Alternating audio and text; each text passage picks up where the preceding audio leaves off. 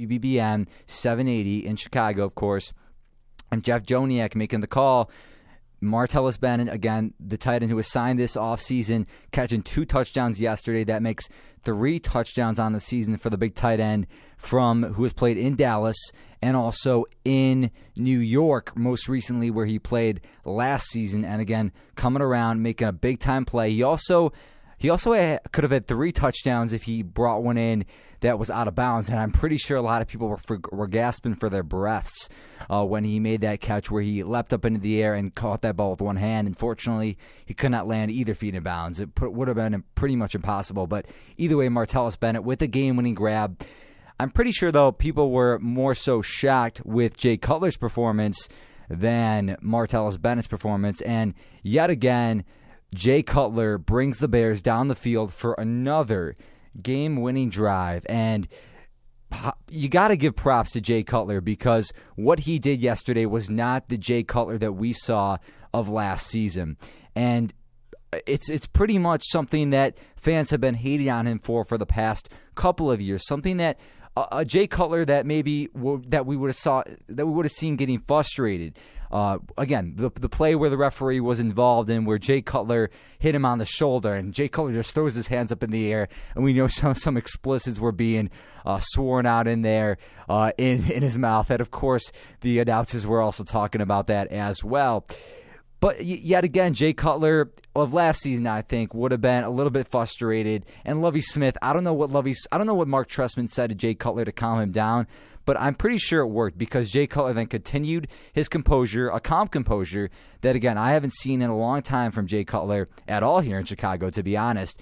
And he brings him down the field and scores a touchdown for the Bears. And again, just as much props to Martellus Bennett as to Jay Cutler, because the Bears are not 2-0 if it isn't for Martellus Bennett's athleticism. And again, as much as Brandon Marshall is a safety blanket for Jay Cutler, Martellus Bennett is becoming that safety blanket for Jay Cutler as well, catching balls over the middle for Jay Cutler and getting to the first down marker. And he's becoming very alert for Jay Cutler as well. And as we look at the box score yesterday and the stats that Martellus Bennett had, 7 catches for 76 yards, 9 targets and the 2 touchdowns, and the longest reception on the game for Bennett was 23 yards. So just an overall performance of Bennett was terrific. And you look at the other stats, again, Brandon Marshall doing his typical thing at Soldier Field on the lakefront with 7 catches, 113 yards, and a touchdown. And again, 10 targets, typical. Matt Forte, again, we're going to bring up the Charlie Gardner performance, and if you want to get your thoughts in here, you can call in at 773-325-7341. We'll be taking your phone calls on the Bears.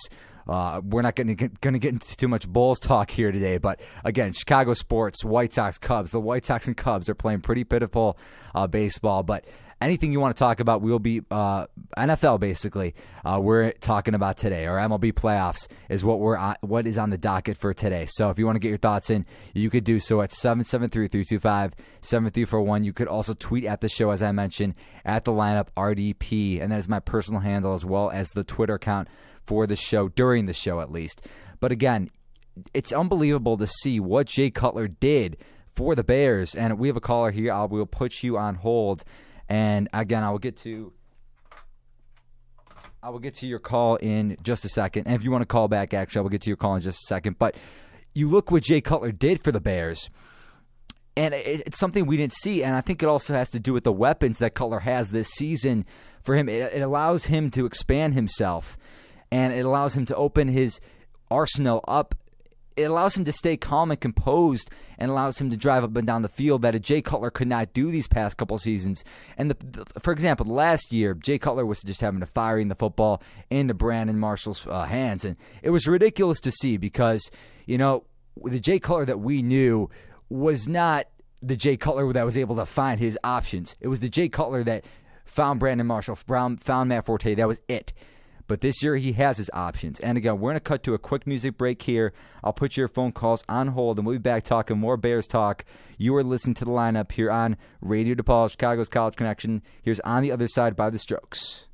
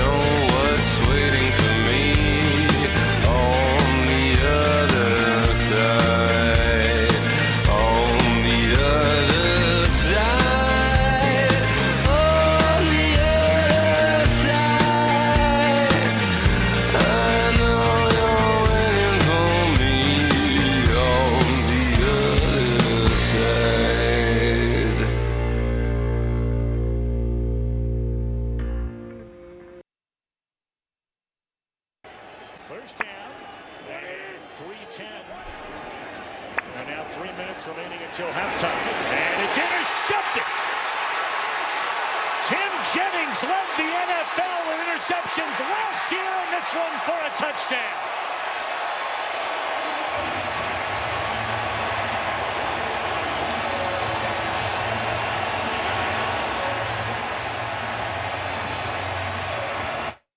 Welcome back to the lineup here on Radio DePaul, Chicago's College Connection.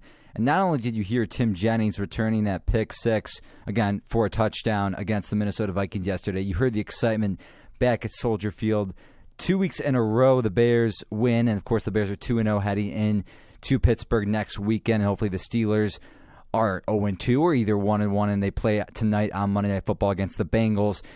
An interesting point, though, again, you look at this Bears defense, and I'll get to, we have a John A. Caller from Carthage University, and I'll get to him next, a buddy of mine who used to go to DePaul last year, and I'll get to him again next. But you look at the defense, and a lot of people were commenting on how they were unimpressed with the way the defense looked against Christian Ponder, and I felt the same way a little bit. You know, you look at Christian Ponder's stats, and Ponder threw for 6 of 30, which obviously the completion percentage is not great, just over 50%. But 227 yards, 1 touchdown, 1 pick. Usually with Ponder, you're looking for him to throw 50 yards or 150 yards and maybe 9 of 20 and around those numbers. But what I think I was most impressed was with the Bears defense was Adrian Peterson. And again, the 26 carries, 100 yards, you look at those numbers and you're still saying, yeah, Adrian Peterson rushed for 100 yards, but he only averaged 3.8 yards a carry. And if you go back to the Detroit Lions game, and we'll pull those stats up in just a second here,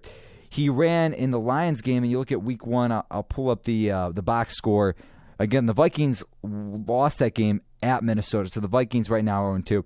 Adrian Peterson rushed for 18 carries, 93 yards, 2 touchdowns, and an average of 5.2. So not even close to the same. So 8 less rushing attempts, but 1.4 less in the average department. So the Bears did a great job in stopping Adrian Peterson, in my opinion, and that's why I was still okay with the way, you know, if you're going to front 8 guys in the box, you're going to give up plays in the secondary, and that's just the way it's going to be. You're going to be playing a cover 2 defense, and that's what happened with the Chicago Bears. And again, Christian Ponder was able to make plays, but not late, and the Bears defense settled down late, which is where I was impressed. All right, we're going to take our caller here, John from Carthage. John, are you with us?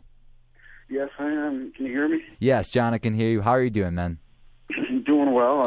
I heard you guys were talking Bears, and it's good to have you guys have the show back on the air. Something to look forward to every week, so I'm looking forward to this new show with the lineup. I appreciate it, man. Thank you very much. John, so we were talking about the defense. You heard the Tim Jennings pick 6, that highlight, and then I also opened up the show with Martellus Bennett's game-winning touchdown. So I'm going to get into the question that I asked on Twitter in a little bit. I'll ask you that same question. I'll ask the listeners the same question as well. But first, what were your thoughts on the defense, the point I just brought up?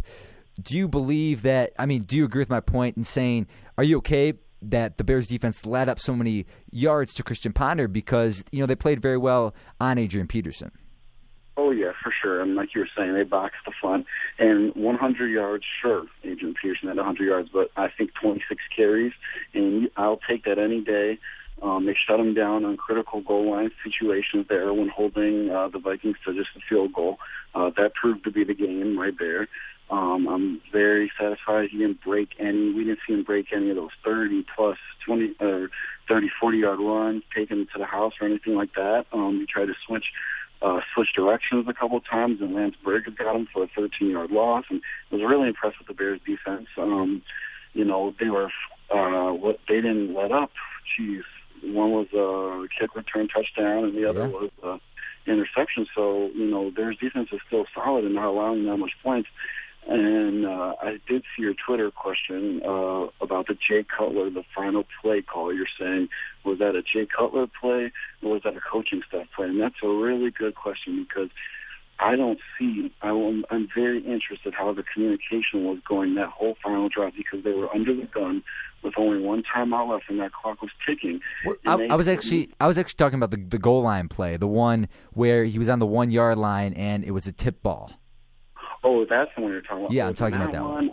That one I see as a coaching decision, but in terms of if you were to ask me about that final drive, I think that was just a phenomenal performance by Jay Cutler and just the whole offense and makes me really like Bennett. That pickup by Emery makes me think it's just a really good turnout every week. Every minute I watch, I can't, John, you brought up great points. I can't disagree with you just because of the fact, and again, Martellus Bennett was one of the best pickups in football just because of the fact that he brings that athleticism at the tight end position the Bears haven't had since Greg Olsen, and Bears fans have been lusting for that at the tight end position. And it's ridiculous because Bears fans wanted Greg Olsen back, and they didn't have him. And now you finally get Martellus Bennett, a guy who looks like he's built for that tight end, but he brings wide receiver capabilities. He's got the hands. He may not have the speed, but he's strong, and he definitely can make plays. Oh, for sure. And we saw even that last play, even the second to last play of the game when Cutler goes to Bennett on the sideline and he's able to pick up that first down. He didn't get out of bounds, but he picked up 22, 23 yards, and that gave him a few shots at the end zone there at the end. So really, he's really athletic, and I'm really liking this pickup for sure. Yeah, I definitely agree with you, John. And again, so just going back to the Twitter question real quick before I have to get you off. The question I just brought up was the fact that I personally thought I think it could go either way just because, I don't know just about Jay Cutler yet. You still look at him and you look at Cutler being the kind of guy that wants the ball in his hands, and I think a lot more responsibility is directed towards Jay Cutler this year. And obviously I think a lot of responsibility is directed towards Trestman and this offense. There's no doubt about it. But I think Cutler wants the responsibility in his hands, and I think the kind of game he was having, he might have wanted to take the football and try to win the game on his own. You know what? You could be right here, and he was coming off a touchdown the previous drive, and I think he catches that tip ball. I'm not sure what tight end knows. I think that was the backup. No one's complaining, Yeah, but we talked about that yesterday. We see him throw a lot of times in goal-to-goal situations 1 yard, 2 yards out because, they're expecting the run and a play action would work a lot of times. So I'm not going to go crazy over this call. We were able to get it back, fortunately, right after with Jennings' pick six. So, when you have a Bears defense that'll bail you out every time, I guess you can expand your play calling.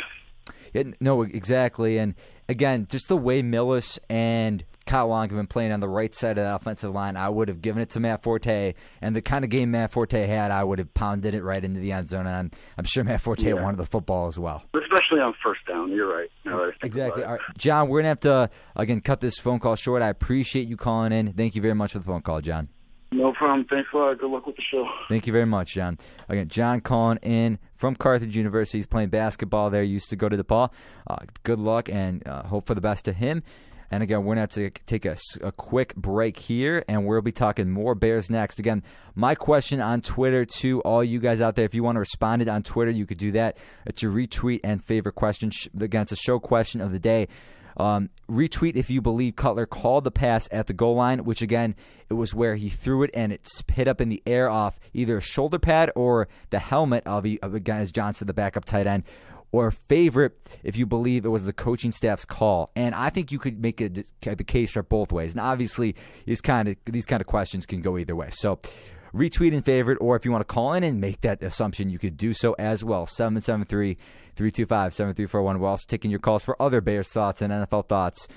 Again, 773-325-7341. You are listening to The Lineup here on Radio DePaul, Chicago's College Connection. Again, we're taking a quick song break here. We're playing Two Door Cinema Club, What You Know. You are listening to Radio DePaul, Chicago's College Connection.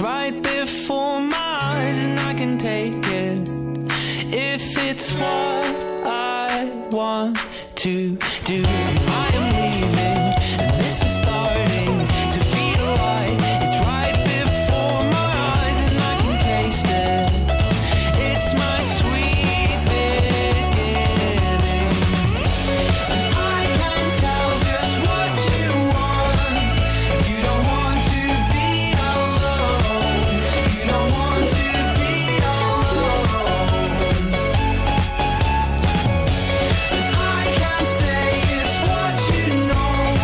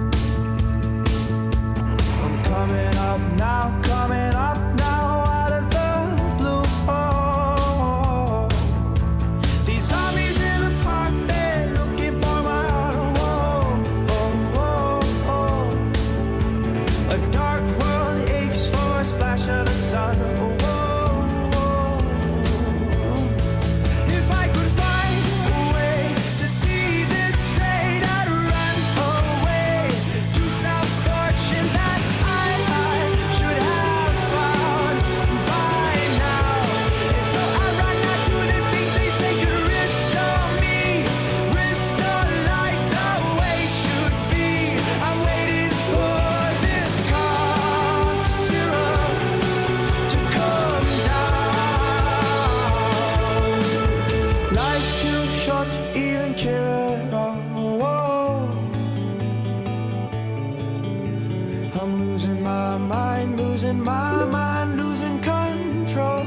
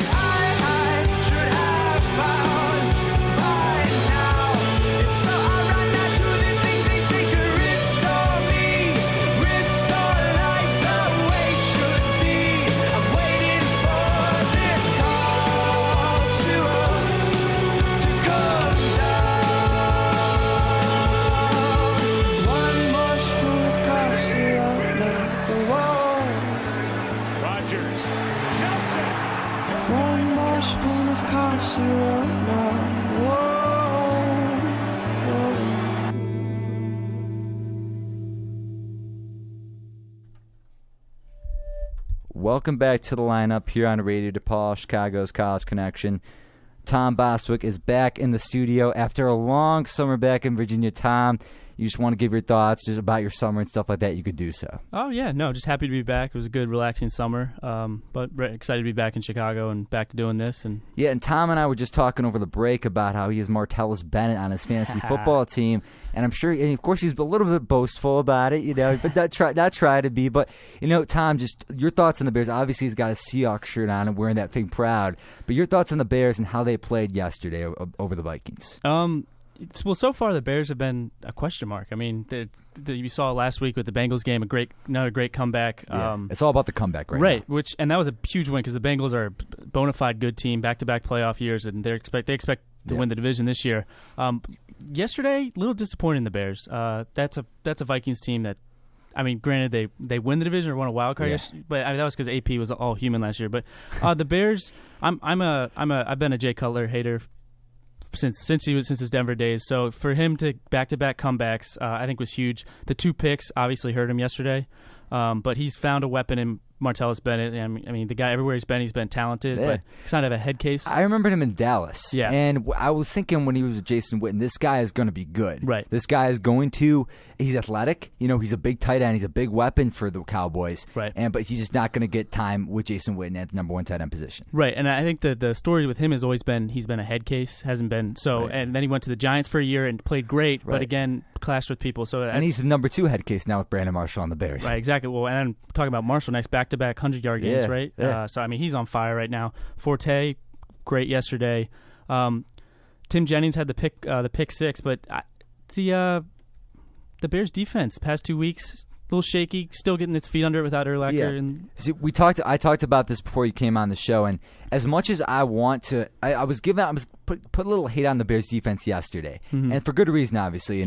Giving up 250 yards to Christian Ponder might be unacceptable. I think it's unacceptable to a lot of people, but when you're having a front 8 and when you're putting 8 in the box against Adrian Peterson and you allow him 3.8 yards a carry, I think you're going to give up yards to Christian Ponder, which is where I'm accepting the defensive effort against Ponder. So. Right. And key is they held AP to 100 yards. Normally isn't acceptable, but for Adrian Peterson, that's acceptable. Kept him out of the end zone, which was huge. I mean, Ponder's going to have games, but I mean, this is a guy who threw for like 120 a game last year. It did not play the playoffs versus the Packers. Right, they went with Joe Webb there. Yeah. But I do think the Bears are a good team. I think the Packers are the cream of the crop of this division, but the Bears, like always, are going to contend. And it seems like Cutler's loving Trestman's new offense. Yeah, and the rumor was in the offseason that Cutler wasn't buying into the system, which is the confusing part of it. But all of a sudden, it's clicking, and he's going up and down the field. There is no explicit, as I mentioned, and remember the NBC highlight against the Vikings, ironically, a couple years ago where he was screaming something to Mike Martz. Right. Or last year on the Monday night game when he bumped Jamarcus Webb against the Packers. Right, yeah. So and this isn't happening right now. There is no confliction. And maybe on the defense a little bit. And that's understandable without Brian Urlacher. Right, rookie linebacker in the middle now. But, I mean, obviously we talked about this last year with Lance Briggs still there. Exactly. The secondary still there. You know, and looking, only one sack given up yesterday. I didn't watch the game, so I didn't. I saw some highlights and looked at the numbers. Did you see the game? Yeah, and you look at the way that offensive line played. It's a change in the guard. There's no doubt about it. Yeah. And you have to give credit to Phil Emery getting Bushrod, getting Kyle Long in the first round, starting Mills, a 5th-round pick, and cutting Jamarcus Webb. Yeah, get rid of that. I mean, the fact that they kept him around last year was unbelievable. And Jamarcus Webb is back in town with the Minnesota Vikings. Yeah. But no, good news for the Bears so far, and I think Bears fans are a little excited. You know, they've been excited the past couple of years, but bad finishes have kept them out of the playoffs. So I think Bears fans' expectations should be tempered just a little. Yeah, I agree with you. I mean, you look at where the Bears were at last season, 7-1 versus after the or maybe was it during or after the Texans game or before the Texans game? Before going into the Texans. Going into the Texans game, they put up 6 points. 6 points. Yeah. 6 points versus the Texans, and then they fall off the map yet again. Back-to-back years where they fall off the map, and again injuries played a part, obviously, back-to-back seasons with the Bears. But it's a part that you can't you can't play excuses back-to-back years. You got to have depth. You got to deal with it. You got to have depth, exactly. And the teams that play well and the teams that contend every single year have depth. It's got to. Well, let's look at the Patriots. I mean, this is a team that fought through injuries. When they lost Brady, they still made the playoffs. Right now, that his receiving corps is decimated. Matt Castle, yeah. Right. Right now, his receiving corps is decimated, but you know they're finding ways to win games. So I mean, like you talk about. I mean, injuries they stink and you can't control them, but they can't always be the blame. Right. So. And the Bears have depth right now. There's no doubt about it at the wide receiver position.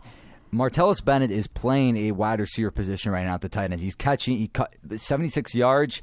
That's wide receiver output right there. And at the tight end position, it's ridiculous. And the Bears are definitely extremely happy with that. And we're getting a caller here. I will put you on hold in just a minute. But you look at what the Bears are doing, and you got to be impressed. Alshon Jeffrey's putting out numbers that we wouldn't expect from a number 2 guy out of South Carolina. And they, I'm sorry to interrupt, but they found a way to get him the ball too. A couple end arounds yesterday got him the ball quickly. He rushed for 30 yards on only 2 carries. So that's impressive. Forte with 11 catches yesterday. And you look at the comparison. I saw this in the Chicago Tribune over the summer. Charlie Gardner, remember him, the Raiders running back, with Rich Gannon and, ironically, with Trestman in 2002, the Super Bowl. Charlie Gardner, I don't know if he was just saying this to help Matt Forte, but he said Matt Forte is a much better running back than he is.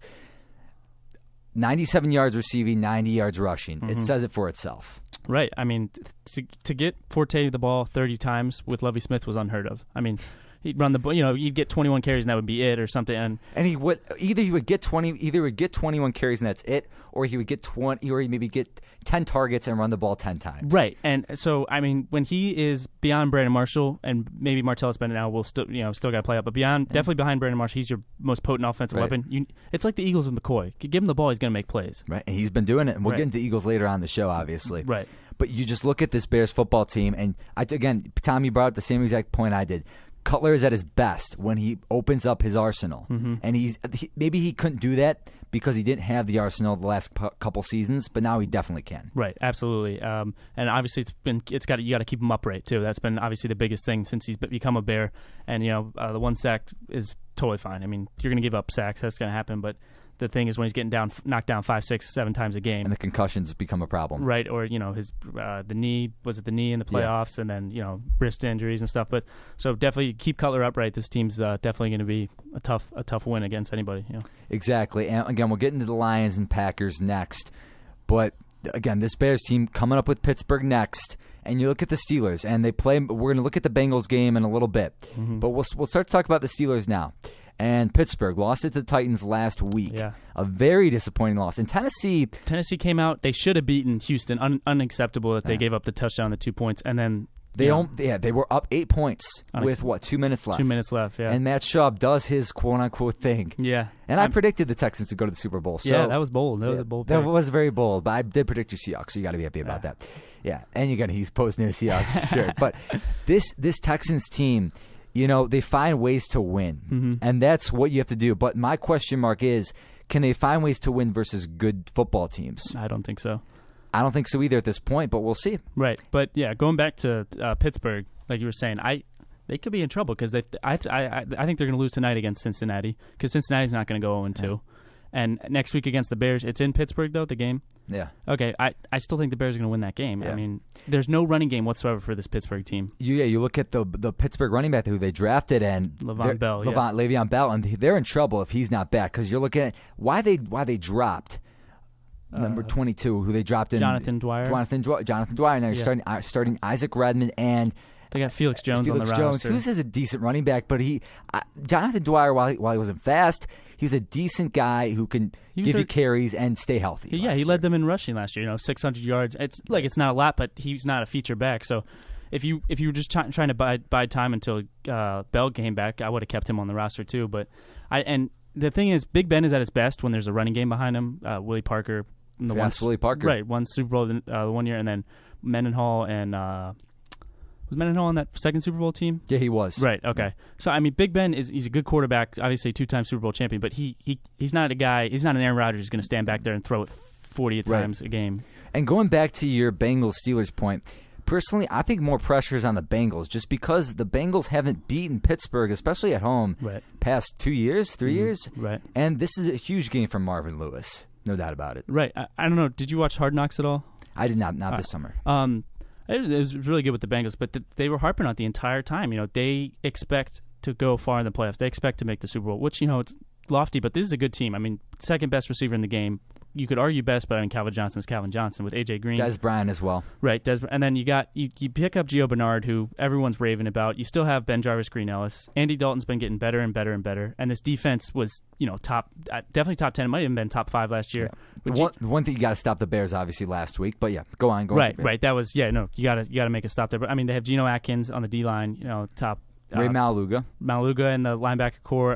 Their secondary is questionable. That's the one thing. Right. They have, I think, Jonathan Joseph. Is he and Leon Hall as well. Right. And then they've drafted the guy at Alabama who's just been terrible so far. Right. And the one thing that questioned me was that secondary because in the preseason when I think of Week 3 versus Dallas, when everyone was talking about versus the Bengals and how good they were, and they got torched. They did get versus wrecked. Tony Romo, and I was thinking, is this Bengals team legitimate?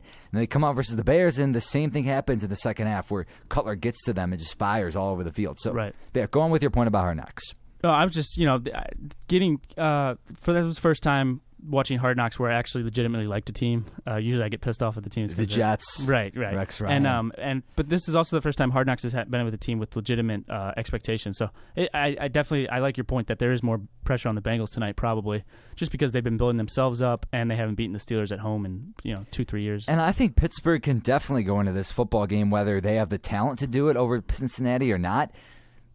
It's Ben Roethlisberger. And Mike Tomlin. We've seen him do it over and over again, win these football games that he shouldn't win versus Andy Dalton. But somehow the Steelers defense comes up and makes a huge play, a sack fumble, and Roethlisberger gets the ball and just gets the hype, whether he's at home or not. And he's not at home, obviously, but he gets the offense on his side, and he gets the momentum on his side. Not the offense, but the momentum on his side, and the Steelers go down and score, and then all of a sudden Pittsburgh is going to win this football game. So we'll see if it happens. It should be a good game tonight.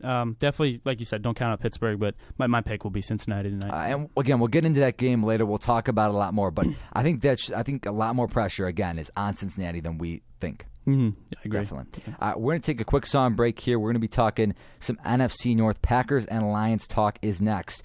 The Packers avenged their loss to the 49ers with a big-time win over the Redskins, dominating, and we'll be talking RG3, of course. Is that knee really healthy? It's debatable. Yeah, well, we'll get into that. And then the Lions also with a tough loss. We thought maybe they were legitimate and they'd lose to the Cardinals. But then the Cardinals also a very interesting football team. But remember, Reggie Bush wasn't with them for the second half, that Lions game, so that's very also true. Something to think about. And also, Tom is also saying this because of the Seahawks and the NFC West. We'll be getting to the Packers and Lions next. You're listening to The Lineup here on Radio DePaul, Chicago's College Connection.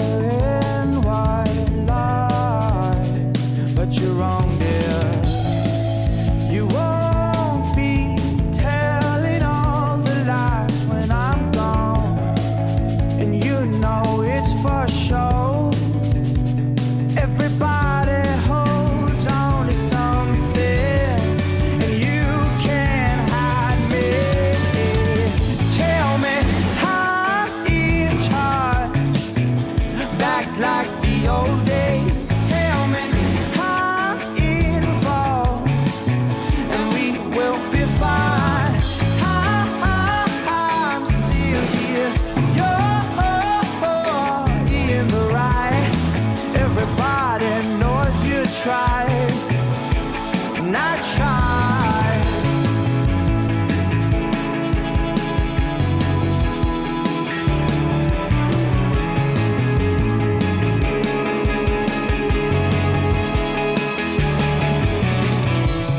Always on time. You're on my mind, but you're wrong, dear. I won't be telling all the lies when you're gone. The front door opens slow.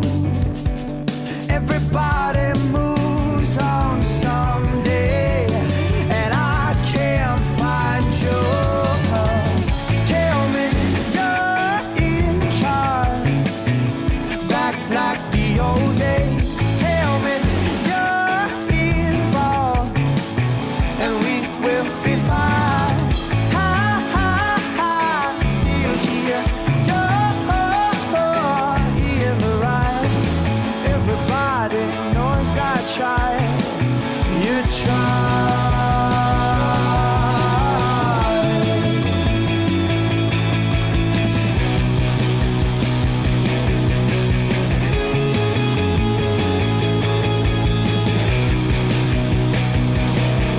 Your eyes open up inside your mind. Tell me you're in charge, back like the old days. Tell me you're involved, and we will be fine. Still here, you're in the right. Everybody knows I tried. You tried.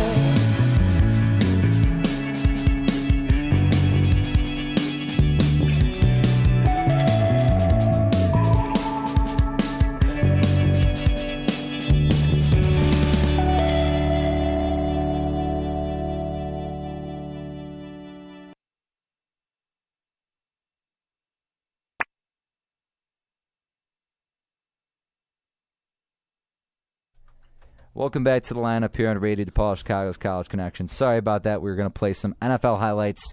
The highlights were not loaded up, unfortunately. We'll get that for you in just a minute. But we're going to play Aaron Rodgers, the touchdown to Jordy Nelson, and Calvin Johnson's touchdown against the Arizona Cardinals. And again, the Green Bay Packers won their game 38-20.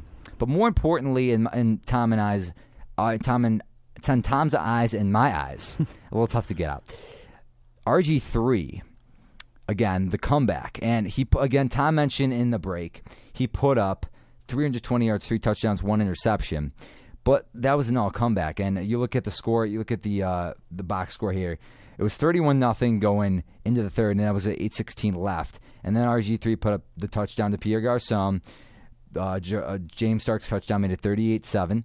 Then another touchdown for RG3 and another touchdown for RG3 in the fourth quarter. So all late drives for RG3 when it didn't matter. And I guess it didn't matter because it was preseason touchdowns, if you want to put it that way. Just trying to get himself back in the flow of things because maybe the Packers weren't going as hard on the rush, right, or something like that. So if you look at RG3 right now, Tom, would you say he's back? No, I wouldn't, because I'm looking at it. 4 carries for 1 yard yesterday. That's just not RG3. He's not going to be back until he's rushing. That's part of his game. He's like Michael Vick. He's obviously, I think he's a better passer, much more accurate, right, and so far has been appears to be a better quarterback. But rushing's still part of his game. Watching the two guys last night, Wilson and Kaepernick, rushing's part of their game too. They're both quarterbacks first, but they still run the ball. So until RG3 can get that mobility back, get used to playing with that brace, he won't be fully back. But it's good to see. I mean, he threw for 329 against the Eagles, 320 last night. So obviously, his accuracy is a little off, but it's getting back. And like you said, preseason touchdowns. This is still his training camp. This is still his preseason. Because he didn't get to play it all. He's too busy wearing a bucket hat on the sidelines. And Mike Tirico brought up the point, and with John Gruden last week on Monday Night Football, and we were talking about this. We were watching the game. RG3 is not the same kind of player as Tom Brady or Peyton Manning. Sitting on the preseason is not the same deal. They are veterans. Right. They're 15 years in the league, 14 years. RG3 is second year in the league. And again, I was bringing this up to you in the break. I read a Sports Illustrated article, one of the best articles I've read in a long time. Mike Shanahan was talking about he played college football and he faced a life-threatening injury in college. And I brought this up to Tom again. It discusses how he faced the same kind of situation with last year. RG3 wanted to stay in the game. He let him stay in the game, especially in the playoffs versus Seattle, and his knee buckled, again, toward the ACL. Same thing with Terrell Davis in the Super Bowl. Again, for those of you who don't know who Terrell Davis is, the running back of the Denver Broncos with John Elway in the Super Bowl versus the Green Bay Packers, which the Packers won with Brett Favre. And Terrell Davis was suffering from severe blindness when he was suffering from migraines. And Terrell Davis wanted to come out, but Shanahan said, I need you to stay in because I'm using you to fake out the defense. I'm not going to actually hand off the ball to you. So Shanahan was taking this RG3 idea in the preseason and saying to himself, I mean, this is my perspective, and saying, and in the article, RG3 needed to stay out. And after these two things that happened, number one with RG3 last year, and going back to Terrell Davis, which Shanahan brought up in the article, RG3 couldn't play in preseason, especially with what the doctor was saying, with Dr. Andrews was saying as well. Right. So I mean, you look at RG3 right now, and it's a preseason is what we're talking about. It's another preseason for Robert Griffin III. Right. Yeah. It's and obviously they were talking about this last night in the Sunday Night Football. Tony Dungy, Rodney Harrison, Dan Patrick, they were saying Adrian Peterson coming back so quickly and dominating like he did last year really has skewed all expectations for athletes. Now everyone expects them back in 6 to 7, 8 months, full health. Dr. Andrews has even said the timetable hasn't changed. You're still a 10 to 12 month injury till you're fully healthy, and that's if you're training every day like these guys are and have top. Until you're fully healthy is something that's, again, taken in different ways for different people. Derrick Rose, for example. I don't want to bring this up anymore. I really don't. I'm sure Chicago people are sick of hearing it. I'm sick of talking about it. But it's a perfect example. He wasn't ready mentally. And the mental aspect is important in addition to the physical aspect. Right, exactly. Obviously, RG3 has been saying he's been ready since July. So obviously he's mentally there. You feel like that.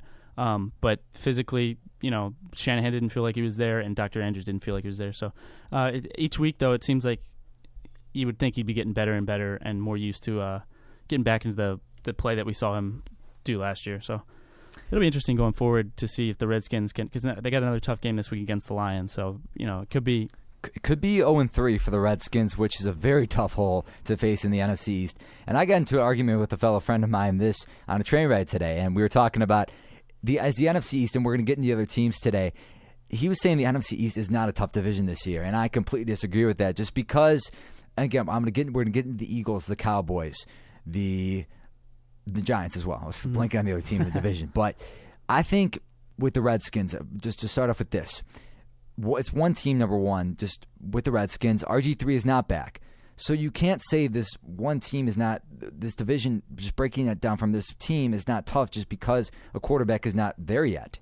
True. I mean, that's true. I see where he's saying that. I think it's tough, but I don't think it's as good as it once was. You know what I mean? I think all four teams are, I didn't think the Eagles were comparable, but, week one was huge. Yesterday, really disappointing loss, but we'll debate that later. We'll talk that later. Yeah.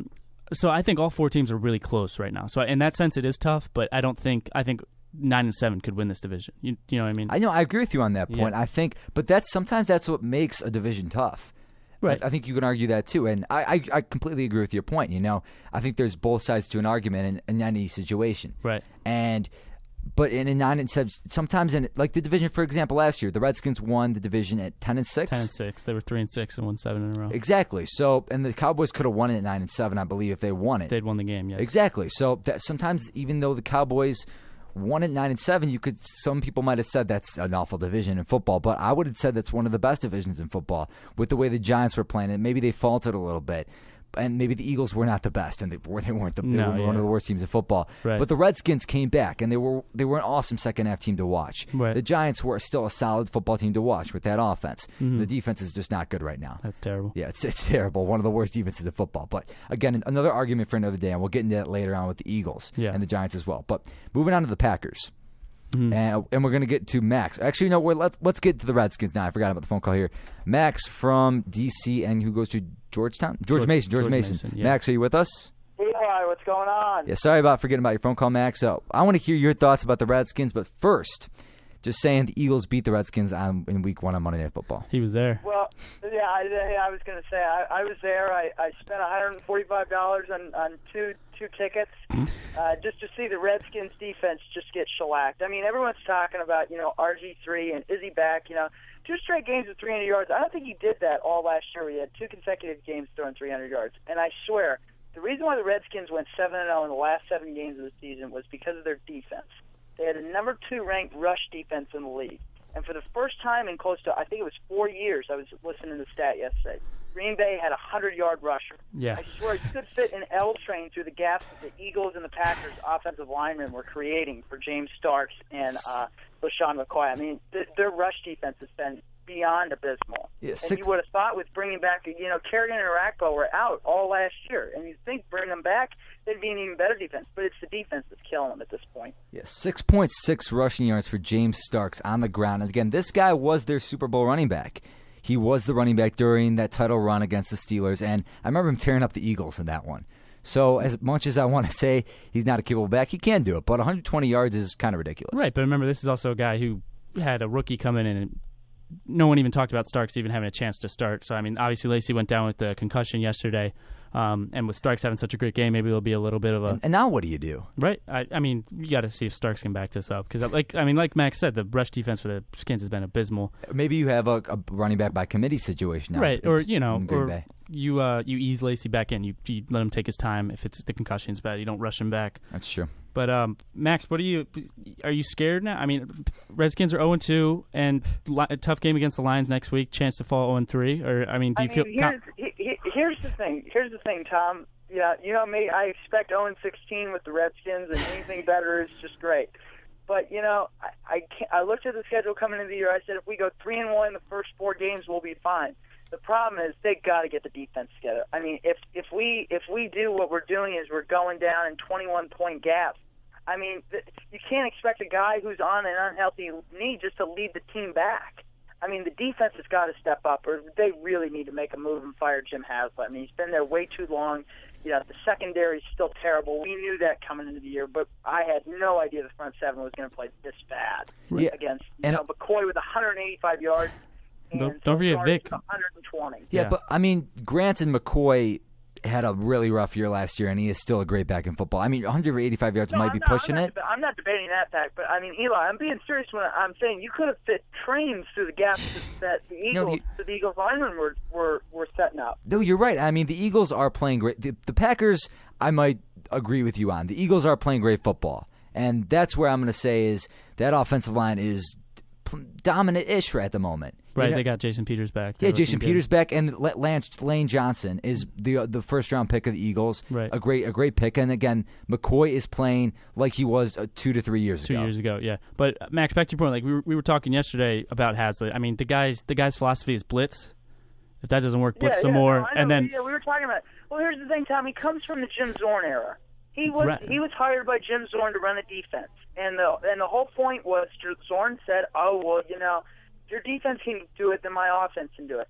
Haslett doesn't get that he's got terrible corners. Right. He's got horrid D'Angelo Hall. Terrible. I mean, he's been terrible corners, terrible safeties, but he's got a great front seven.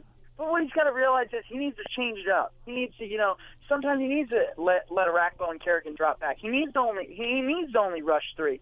Let's just see what our linebackers can do. But I mean, there were plays last year where I was just kind of wondering what the heck was the secondary doing. Right. I think give them a chance against the Lions. You got Stafford, another great quarterback. But I could definitely see if they lose against the Lions and they have a poor showing with Terrell Pryor maybe throwing all over them, I don't see why they shouldn't fire Haslett. I really don't. You mean week 4 they playing the Raiders? Is that what? Week 4 they play. Yeah, week 4 they go. I believe. Yeah, they go out to Oakland. Oh, so I mean Pryor hasn't looked bad, and McFadden's back-to-back good games. So. Yeah, we're looking at a season coming here. Well, I mean, okay. Then again, you're looking at a season, and you're looking at an NFL schedule. You're looking at a team-by-team basis and a fanhood basis where you need to take it week by week. Right. And this Redskins team could go win 2 in a row and be tied for first in the NFC East. Yeah, right. I mean, at the end of the day, they're only one game back. There you go. There you go. Exactly. Philadelphia 1-1. And that's the way I'm looking at the Eagles. As much as I was upset that they lost to the San Diego Chargers, number one, Tom and I are going to debate about the game later on. but the Eagles are tied for first place. So it's not the worst thing in the world. Right. And again... But the question is Washington worse? This is going to be my original question. Is Washington worse than Jacksonville? Absolutely not. Not even close. That's not a question, no. I mean, Jacksonville's absolutely... I mean, you can make a case that the Raiders are one of the 3 worst teams in the league. Yesterday, they looked like Super Bowl contenders against the Jaguars. That's how bad the Jaguars are. I mean... Blaine Gabbert. I don't know. I mean, the Redskins have played so bad. I mean, granted, they put up more points than the Jaguars. Right. But they just every single play, it literally looked like the Packers were playing against a varsity football team. They looked like they were playing against Deep Run. Just remember, Aaron Rodgers is the best of the best. So I mean, for him to tear you up is not uncommon. He tore up the 49ers, which.